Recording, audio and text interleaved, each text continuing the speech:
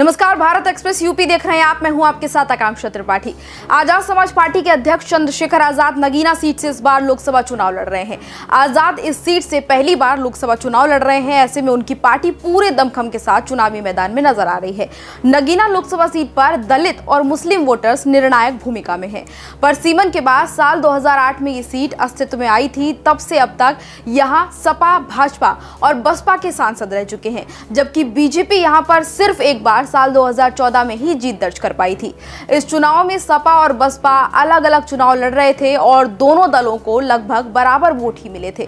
साल 2019 की अगर बात की जाए तो साल 2019 में सपा और बहुजन समाज पार्टी ने मिलकर चुनाव लड़ा था, जिसके बाद इस सीट से बसपा को आसानी से जीत मिल गई थी। लेकिन इस बार सपा और बसपा अलग अलग चुनाव लड़ रहे हैं। वहीं तीसरी पार्टी के तौर पर आजाद समाज पार्टी के चंद्रशेखर आजाद ने भी ताल ठोक की है।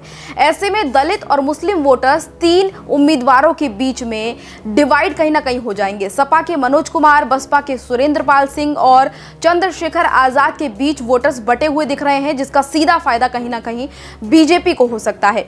वहीं चंद्रशेखर आजाद का दावा है कि उनकी पार्टी पिछले साल से इस सीट पर मेहनत कर रही है और चुनाव का ऐलान होने के बाद से खुद आजाद ने भी पूरा दमखम लगाया हुआ है। वो घर घर जाकर चुनाव प्रचार कर रहे हैं, बड़ों के पैर छूकर, महिलाओं से हाथ जोड़कर उनका समर्थन भी मांग रहे हैं। जाहिर है कि वो बड़े स्तर पर सपा बसपा को वोटों में सेंध लगाने की तैयारी में है। चंद्रशेखर आजाद ने नगीना सीट से पहले ही चुनाव लड़ने का ऐलान कर दिया था। अब इसके बाद माना यह जा रहा था कि चंद्रशेखर आजाद को इंडिया गठबंधन में शामिल किया जा सकता है, लेकिन बाद में सपा अध्यक्ष ने उनकी जब बातचीत हुई और बातचीत नहीं पूरी हो पाई, उसके बाद चंद्रशेखर आजाद अकेले ही मैदान में कूद गए। वहीं सीट पर दलित मुस्लिम वोट बंटने से इसका सीधा फायदा बीजेपी को होगा।